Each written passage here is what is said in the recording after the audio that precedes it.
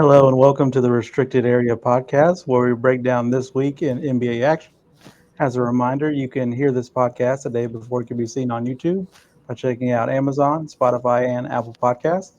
To get you started, I'm your host, Alex Perez, joined by producer Colton Smith and co-host Logan Hatfield. How we doing, fellas? Doing pretty good. Got the Hawks and Pistons game pulled up here. Loving the kind of modern take on the throwback teal Pistons they got here for City Night. So tuning into a good Eastern Conference matchup and just riding off a pretty good Thanksgiving weekend for me. What about you, Logan? Logan? Feeling pretty good. Feeling pretty good. No games up for me, unfortunately, but feeling the same way. Right off a good Thanksgiving weekend. It's good to go back home, see some friends and family. So, looking forward to heading back for Christmas. Yeah, holidays have definitely been nice. A nice time to relax, chill out, and recuperate. Get ready for the rest of the year. I've been watching some NKU basketball. Both of those teams are hot, the men's and the women's team. So shout out to them. Absolutely. But this is an NBA podcast, so we will talk NBA. Let's get into it, fellas. Another fun week of NBA basketball. What stood out to you? Colton, I go to you first. So first and foremost, I gotta get into this NBA Central tweet that dropped this morning, 9:28. If you're curious what time, they reported that the Chicago Bulls are trying to follow the Indiana Pacers formula and believe they have their Tyrese Haliburton and Josh Giddey, and they're now searching for their Pascal Siakam. The quote is they have Halliburton, who is an all star, and they have Siakam. If Giddey can develop into an all star and be what Hallie was, when do we pull the trigger to get our Siakam? Um, I mean, Giddey's averaging 20 points, 10 rebounds, 9.3 assists. I don't think the Giddey to Halliburton comparisons are honestly that far fetched. Do I think he will be as good as Halliburton? Probably not, because he's got to stretch the floor a little bit more. But he is shooting 39% from three, so he's at least improving in that area. So I see the offensive engine, like his playmaking ability is honestly on par with could be some of the best in the NBA at its peak. But not only are you missing Pascal Siakam, but you don't have a Rick Carlisle either. That's a huge part in what the Pacers do is Rick Carlisle and the offensive engine that he built for Tyrese Haliburton to run. I don't think it's impossible for Billy Donovan to figure it out, but I'm not going to bet on it. I would rather just bring in a different coach that can maybe bring in a fresh culture to this team. You're just kind of you're also just putting a cap on your potential if you're trying to recreate what another team has created. Why not create something of your own? Make Josh Giddey the offensive engine, but also open up opportunities for Cody White and Buzelis. I'm still mad as Buzelis. Yeah, we'll figure it out. But I feel like I see the comparison. I could see where this team could do the same thing, kind of with Buzelis maybe being like a Matherin or DeSumo being a Nimhard. I don't know. There's pieces, Javon Carter, TJ McConnell, I guess, but why try to be another team when you can create something of your own? But also, my question is, they surely have a list of their Pascal Siakams. Who's on that list? Logan, thoughts? You're muted, Logan. That was a good point. Anthony Davis is the name that comes to mind. I know he's one that they've been looking at. But, I mean, he doesn't really play the same kind of game as Pascal Siakam, but No, he does not. that's the only kind of I can think of that can fill that role, quote unquote. They have reported interest in him. He's a Chicago guy, so I don't think he would mind going there. And like we talked about before, if Dallas decides to blow it up, Chicago could be the place for him. Maybe like a Patrick Williams and a couple picks kind of return could be something that could intrigue Dallas a little bit. But yeah, I mean, the Bulls definitely strike me as being that, I don't know about finding their Tyrese Haliburton. I think Giddey plays a bit of a different game, but I still think like the sentiment could be there of having like that young offensive driver that is going to lead a team in a potential playoff setting. But we also haven't really seen a deep run from Giddey yet, so we'll have to wait and see on that one. I think the Bulls have let the season get to their head a little too much. I think they don't realize they're still in rebuild mode. To be fair, once the Celtics are back healthy, I don't know, Haliburton's back healthy, maybe. I think this East looks a lot different, and Chicago may fall a little bit further in the standings, if not a lot. So let's not get too ahead of ourselves here. Appreciate what you have and continue to build with that because I don't think you're as far up or as close to, the team that was in the finals last year as you think you may be. Believe it or not. Colton, you got anything else? Yeah, so staying in the East, which is ironic because my power rankings once again is West dominant. But like I got to talk about the East at some point, right? I want to talk about the Orlando Magic. They're 12-8 on the year, 10-4 in the month of November. Big win over the Pistons on Friday, despite going 5 for 30, 17% if you're wondering, from beyond the arc. This team has won 7 straight games with Jalen Suggs in the lineup, and that's largely thanks to his defense. The impact is insane. Their rating is defensive rating, that is 10 points better with him on the floor. Paolo has been out for 8 games now. Tristan De Silva has slotted in, done his thing, but the bench has actually been the best ranked bench in that span, tied with OKC, of course. But I gotta mention that's highlighted by half of the greatest jersey swap of all time. Anthony Black dropped a career high 31 points in Philadelphia. Uh, this team is currently 6-6 against teams in the East with a winning record, so they could maybe stand to get that number up a little bit, and they could do that this week playing Miami and New York. So I'm curious to see how both of those matchups go. If they can keep this streak running, if Jalen Suggs can stay in the lineup. He's been a huge impact for this team, especially with Paolo out these past couple games. Logan. Yeah, the Magic are one of those teams where I came into the season with like super high expectations for them. And I think they started off a little rocky, but I feel like they are kind of finding the footing and, becoming that team that we thought they could. Um, they're going to be a team I keep a close eye on coming up just because I want to see if they can reach the levels of hype that were originally kind of – they were supposed to be like major players in the East this year. And Paolo didn't start off the season great, but I think that team is finally coming together in the way that we knew they could. Yeah, this team certainly made moves to be the major players in the East, and it hasn't worked out that way so far. But they are starting to look good now.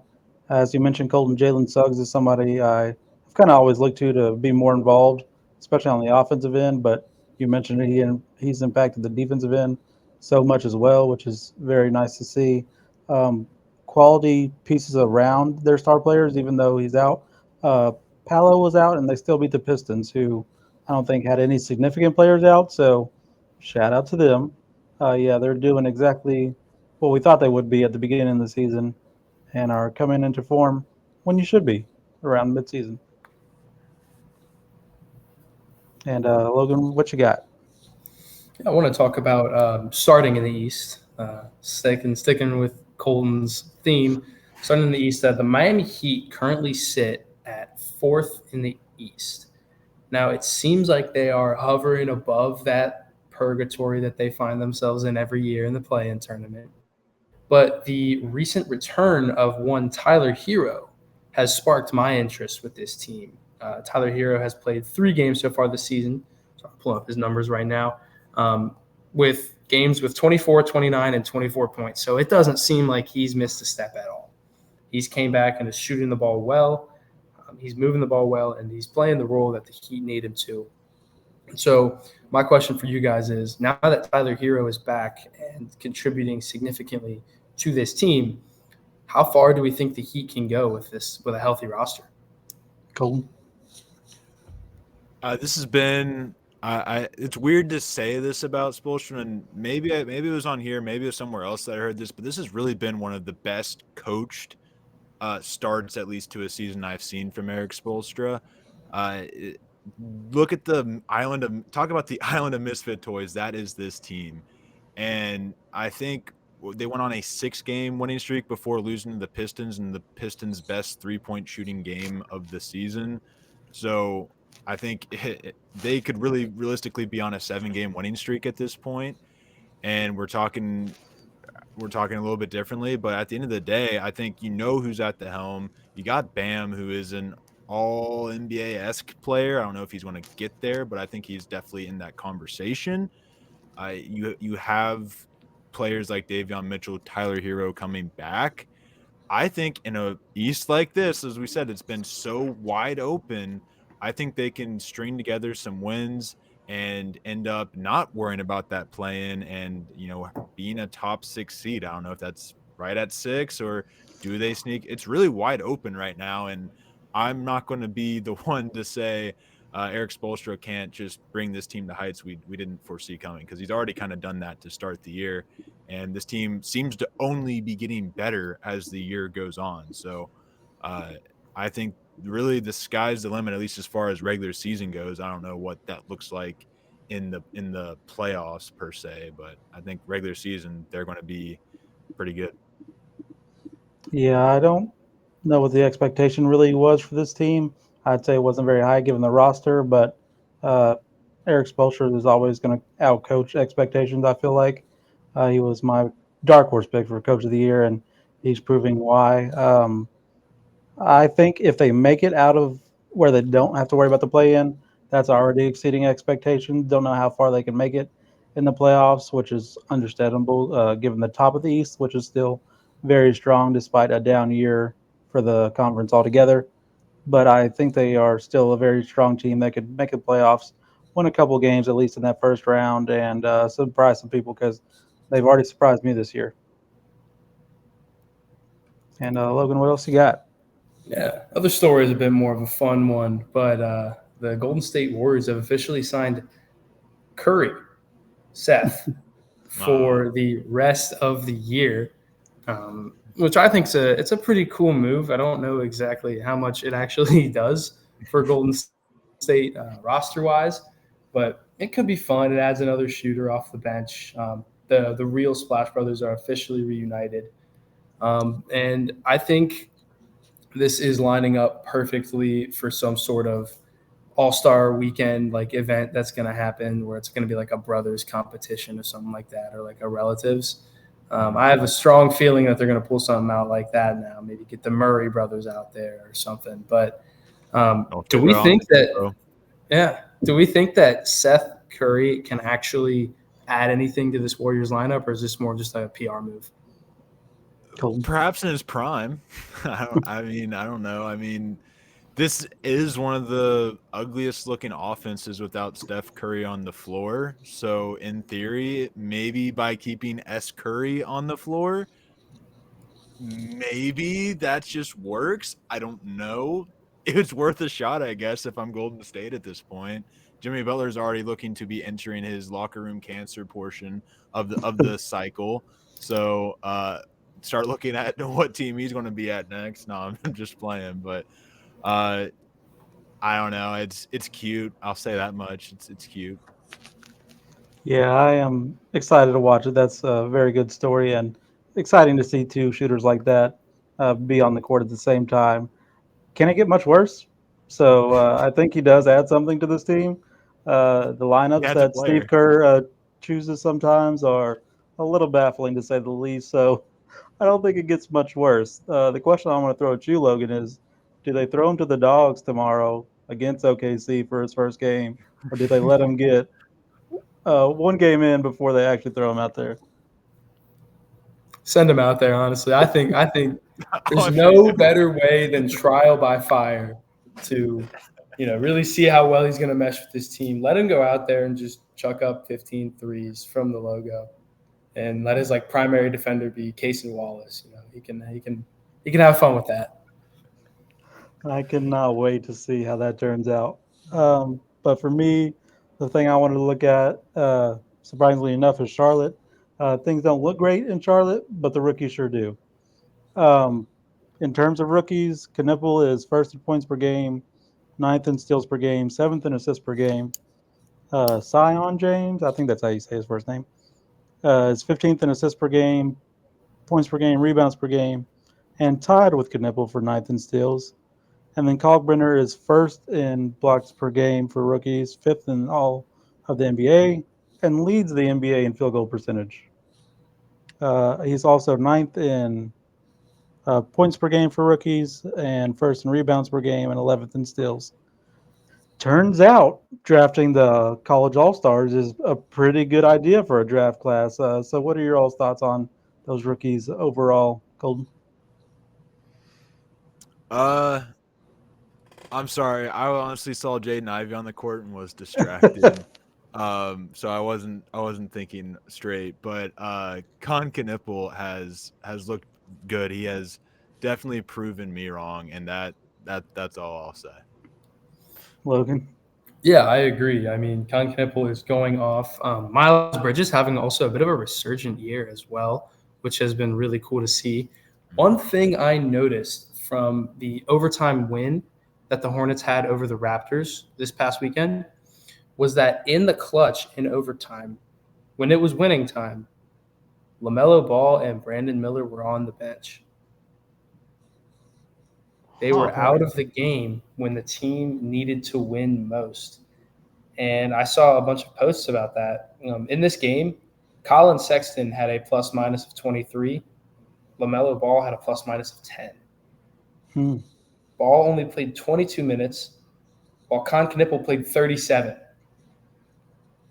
I'm starting to notice, doing some noticing about what's going on in Charlotte right now. And I think that this trade deadline might include a LaMelo Ball move. That would be wild. Where do you think he would go? Dallas. That would be very fun. Don't know who Dallas really sends back, but we'll figure that part out later. Yeah. 3 to 4 team trade. Yeah, that'd be fun for sure. Awesome. And the other thing I wanted to mention, what's going on with the big men and their injuries? Sabonis is hurt for an already very sad Sacramento team and won't be reevaluated till near Christmas. And Aaron Gordon may not make it back until New Year's. So do you all think it's because we're going back to more of a traditional post style of play with the big man, or do you just think it's an anomaly of this year, Golden? I would say it's an anomaly personally, because I hope that's the case. But I could see the argument there. It's just, I mean, Aaron Gordon is a player that's been pretty injury prone throughout his career, fought through injuries at times, but Sabonis also has kind of been that as well. So there's been other examples of that too, but those are just the two that you had mentioned. So based on those two, I would say just a fluke. I mean, it's just kind of how they are, but it's been a league-wide thing, and it's a little alarming because I know the Celtics are playing small ball, and honestly, it's kind of looking good for them. So maybe we're circling back around. I don't know. We'll have to wait and see. Logan, any thoughts? Yeah, I don't know. I want to lean similar to Colton. I want to lean more of the side of anomaly just because I hope this doesn't become a trend. A lot of really, really quality big men in the league right now, and we don't want to see them continue to go down. And I also don't think that, I don't know. I mean, you could look to times when there was that traditional post play, and I don't think it contributes to a ton of injuries. I mean, I don't know. The center position through the NBA goes through like a renaissance every 5 years. So we may be hitting that point right now, bringing back the traditional center, which I'm not opposed to. Really big fan, by the way. But yeah, I'm going to lean more the side of anomaly and just say it's a really unlucky time to be a center right now. Yeah, that's fair. I also hope that, a couple of guys I left off, obviously Anthony Davis and Wemby. So I think those are guys that are always going to be dealing with injuries. So that's why I kind of left them off. But yeah, I guess Sabonis and Gordon have also been dealing with those just on a less grand scale. But anyways, that will do it for our NBA storylines. We'll go ahead and move on to our NBA power rankings, where we give you our top 5 teams in the NBA right now. Logan, I'll go to you first. Yeah, rounding it out with number 5, my lone team from the Eastern Conference is going to be the Detroit Pistons. Unfortunately, the Pistons win streak that was going on has officially come to a halt, and we're starting to see kind of what these teams' weaknesses might be. With a good win over Miami on Saturday, but giving up 135 points does not bode well for what's going on with the possible future of that team. The Pistons is something I've been noticing, and I don't think I was paying enough attention to. Um, they haven't allowed less than 100 points yet this year. Not once. Mm. Which is something I want to pay close attention. Actually, nope, they have. Never mind. Never mind. That's a preseason game. Nope, they have not. They have officially not let up less than 100 points, which I know It's it's official, kind of folks. the kind of style the NBA plays today, but I feel like every now and then you have to have a good defensive performance. And I'm just not too sure if this is a defense that can actually contend in the East anymore. But that offense is just too good to not notice. So I guess if you give up 140 points but you score 150, you're fine. Moving into the Western Conference now, which is where the rest of my teams reside. In fourth, I do have the Nuggets. The Nuggets have been slipping a little bit lately. They have had a couple interesting losses here recently, most notably to the Kings in a pretty rough one. But I still think that the Nuggets are going to be contenders in the West. I mean, it's the Nuggets. They're going to be fine. They're just going through a bit of a rough patch. And then in third, I have the Houston Rockets, who are also the current 3 seed in the West, believe it or not. Like I've talked about before, the Rockets are finally putting it together, and they're winning games in blowout fashion now. 3 out of their last 4 wins have been by double digits, including a 28-point road win at Utah, which who knows what's going on with Utah. Are they going to trade Lowry?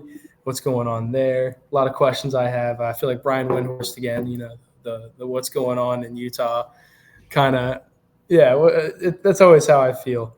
But in second, I have the LA Lakers, who are winning games in bunches right now on this current 7-game win streak. And they are scoring the ball at a very high rate at the moment. And that's what we expected from this Lakers team. Luka Doncic is playing like a true MVP contender, and he's playing like one of, if not the top guards in the NBA right now, which it's crazy for me to say. Obviously, I'm always going to be a homer for another guy. But he's going to run for his money this year, no doubt. And then obviously coming off of their 12th straight win, 20th win on the year, the Oklahoma City Thunder currently sitting at 20-1 with an interesting game coming up next at Golden State tomorrow. But if Golden State looks like they have recently, I don't think there's going to be any problems there. But, yeah. Colton, what you got? So I also have Detroit at number 5, and it's funny you brought up the defense because I am low-key watching the Hawks torch the Pistons defense. Not torch per se, but they're having a pretty easy time with it right now. But they're down 2 spots from last week for me after losing to Boston, Orlando. I feel like this is really more of a rough patch, but that is kind of an alarming stat for a team that doesn't shoot the 3 often or well. To allow 100 points each game is pretty alarming because if you're so reliant on the inside, are you really going to be able to score above 100 every single game? No, you're not going to. But I still just think this is probably more so a bump in the road for them. And streaks are made to end. They have a good chance against Atlanta tonight. They got Milwaukee, Portland, and Milwaukee. So those are all winnable games for this team to get back on the right track. And somebody just hit a 3. I'm not sure who that was.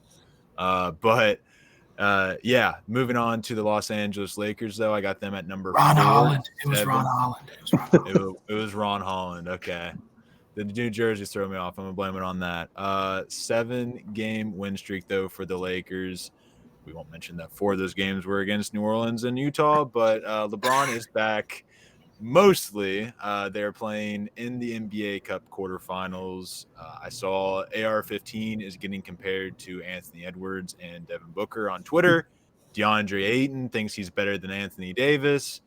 So it's needless to say, things are rolling here in Los Angeles. Not to mention they're second in the West right now. So it's a good time to be a Lakers fan, or a good time to be Alex per se. Houston How about, I really all I gotta say is Reed Shepherd. How about him getting to step in for KD in the starting lineup for 2 games, getting a career high 31 points, the second guy to get a 31-point career high in a win versus the Warriors. He was kept as a starter on Sunday, kicked out Josh Okogie from the starting lineup. So, and then when you look at the lineup with him, Thompson, Smith Jr., KD, and Sengun, they're actually outscoring opponents by 28 points in 42 total minutes this season. That's a pretty large margin for your starting lineup there. So only 42 minutes though. So we'll see if they use that lineup more. Where does that number end up? But that's a pretty good starting point, I would say, for that team. And I kept Denver at number 2. I get why Logan had him slip, but I kind of am going to just chalk this one up to injuries.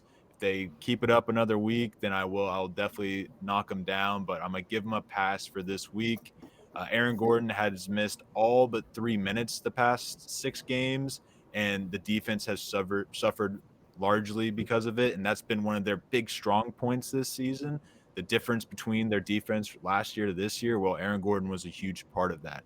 Their offense has actually improved a little bit, though, and Cam Johnson has been the main force in this. He started the season, his first 11 games, 8 for 38 from beyond the arc. He's now 23 for 38 in his last 7 games. I've said it pretty much every time we brought up the Nuggets. I think the big part of this team is Cam Johnson becoming comfortable in the offense. Maybe Aaron Gordon being out a couple games is exactly what he needed to find that spot. And if we can get Aaron Gordon back to get that defense back in place, Cam Johnson can keep up this shooting. I think the Nuggets will be in a very good place. And you look at their record, their upcoming schedule: Dallas, Indiana, Atlanta, and Charlotte. If they're not 3-1 by at the end of this week, then yeah, I'll probably knock them down a notch. And then at number 1, I have OKC, because I think OKC literally has to lose 3 games in a row, not for them to get knocked off the top spot, but for me to think about knocking them off the top spot. And I don't think that's going to happen anytime soon. So, yeah, that's my power rankings for this week. They've just amassed so much power. They got to lose some to win some. Yeah, I have a bunch of similar teams. 5, I have the Rockets, 13-4, fourth in points per game and second in 3-point percentage. They won without KD. Hope everything is okay with KD and whatever situation he had going on.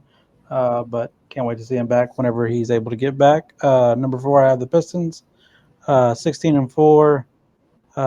They fall in the ranks, obviously, because if you want to say you're a good team, you can't go out and lose to a Celtics team that basically has 2 players, and then a Orlando team that was playing without Paolo. You just can't have it. 3, I have Denver, 14-5. As you all have mentioned, playing without Aaron Gordon, still treading water, and they're first in points per game and second in field goal percentage. So even without Gordon, that offense is still electric and working with some high efficiency. 2, I do have the Lakers. It is great to be a Lakers fan right now. 15-4, and almost happened 2 games in a row, but it did happen 1. So I'm still going to bring it up. 2 players scored 35 that were not named LeBron James on the Lakers. Good cast they put around the best player of all time. So very exciting to see. First in field goal percentage. Apparently the lights aren't too bright in Los Angeles like some other players have made it seem. But shout out to the Lakers and what they're doing right now. And number 1 is, of course, Oklahoma City, 20-1.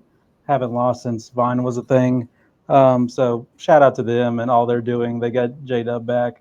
The rich get richer, and it gets better and better for them every single game, it seems. May I ask you about the AR-15, D-Book, and Anthony Edwards comparisons? Yeah, that's silly. Listen, I love how he's playing right now. He's playing better because LeBron and Luka are obviously getting him better looks. Let's not go crazy. The only argument we should be making is he's the best third option in the league. That's it. You could make that one, sure. It used to be debatable with Derek White, or maybe now some people on the Oklahoma City Thunder. But let's let's stop the conversations there instead of doing really bad ones with Anthony Edwards and Devin Booker. He's not that. He's probably going to get paid like that, but he's not that. paid by the Lakers like that. No, I don't think that happens unless LeBron retires, then maybe, and then we score 150 next season and also allow 150.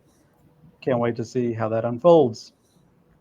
But now it's time for our NBA Pick'em, where we pick our winners for the biggest games of this upcoming week in the association.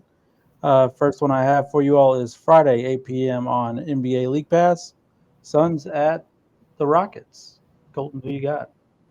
Suns at the Rockets. I'm just going to rock with the Rockets. The Suns have showed flashes, but I'm not sure they've really shown much against really good teams. The Rockets are a really good team right now, and they keep that lineup in there. They're pretty well outpacing everybody offensively. So give me the Rockets to take that one home. Logan?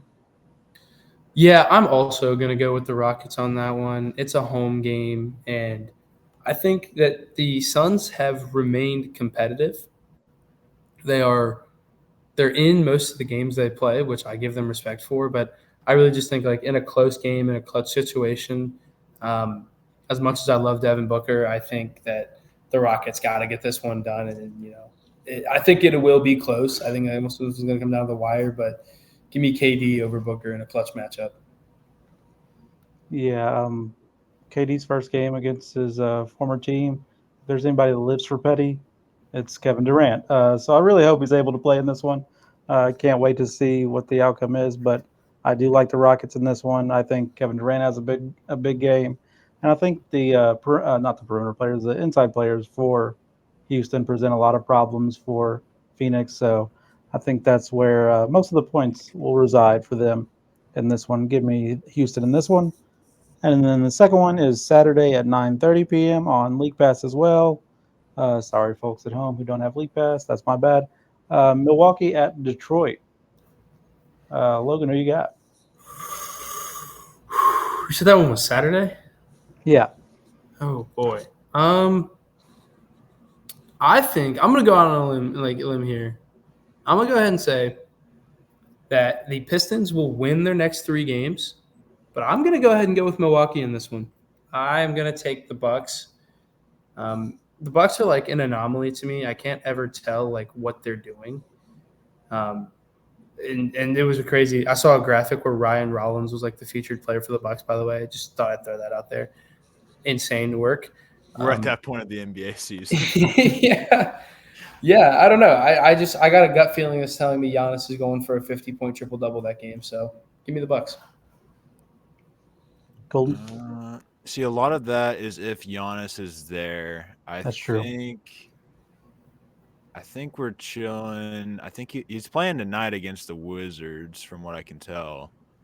I know he's been kind of in a little back and forth, but I'm going to assume that Giannis plays, and assuming that, I think the Bucks are going to win because they're kind of due. They've been losing some games. They need to catch back up in the East, and I think knocking off the Pistons, if not both games, this game on Saturday will be a part of that. So give me the Bucks to take home the win.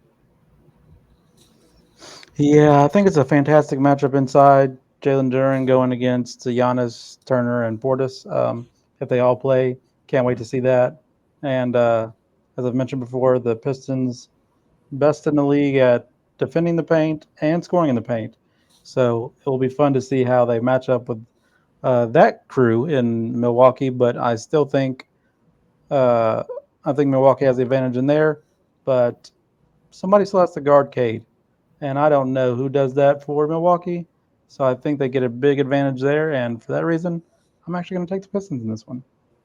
Okay, I like it. Saving the graphic. Trying my best. That will do it for our NBA pick'em. We'll go ahead and move on to our shooting star, where we pick our baller of the week. Colton, who you got? It's a pretty easy one for me. I'm going to go with Zach Edey. Bowler up, 32 points, 17 rebounds, 5 blocks. He's been back for a couple weeks now, but having a career high is definitely in points. He might have had 20 rebounds last season, so I don't know if he hit a career high in that. But, Grizzlies, Logan can attest, but Zach Edey looking pretty good. Logan? Yeah, as much as it pains me to say, I'm obviously not this guy's biggest fan, but I got to give Anthony Edwards his due. He has been hooping out of his mind lately. If I'm not mistaken, he has 5 consecutive 30-point games, which is crazy. Um, he had 6 days ago at Sacramento in a loss, unfortunately, had 43 points, 7 rebounds, 4 assists, followed up by a game against the Thunder in which he also lost, 31, 8-5, and then 39, 2-5 against Boston in a win. And then last night in a game against San Antonio, he had 32 points, 3 rebounds, 6 assists on 72% shooting. He shot 13 of 18 from the field, 4 for 6 from three. Very impressive game. Ant is playing at his highest level right now, and he's kind of getting back to that form and getting back to showing everybody why he is who he says he is. That Those might be great the picks. first time we've really mentioned the Timberwolves on this show yet this season. They've been a really just quiet, doing their thing. Not bad per se. They're 12-8 right now. They've had bad stretches. They've had good stretches. This is definitely a good stretch, though. Sorry to cut you off, though, Alex. Well, I was just going to say those are good picks. Yeah, the Timberwolves we haven't really talked about. They don't really seem to get exciting until they're ready to set people on fire in the playoffs, and then that's when they get really exciting. But mine is a little bit of a cheat this week. I have Lakers head coach JJ Redick for my baller of the week with the win against New Orleans. He moved to 59-4 when leading after the third quarter, which is the best record in NBA history for a coach in their first 60, 63 games, however many that is now. So shout out to him. Elite coach. People doubted it. Was I one of them? Who knows? But Perchance. I'm excited to see uh, all this success that he's having, and it's been great. He's a great media guy. The media probably hates him, but solid press conferences all the time. But that will do it for this episode of the Restricted Area Podcast. Thanks to Colton and Logan for being on the show. Follow the show's YouTube at CX Restricted Area, and follow the CX crew on all socials at CX Pod Network. You can follow me on Twitter at The Will Deal, Colton at Colt_45. Logan, tell the people where they can find you. Logan H_4 on all platforms. Excited for you guys to find my social media. Thanks to everyone for listening and watching. And until next week, like the only acceptable form of peanut butter, be smooth.